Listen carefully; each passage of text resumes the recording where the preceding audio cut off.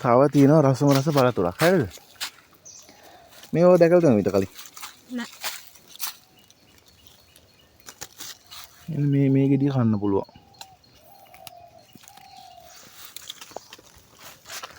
ඒක තව ටිකක් ලොකු වෙනවා මේ ගහ.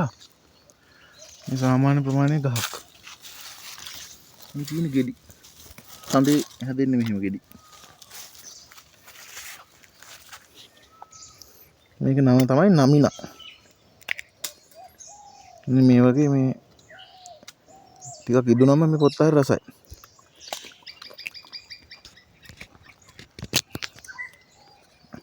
මේ හැටයක් තියෙන්නේ.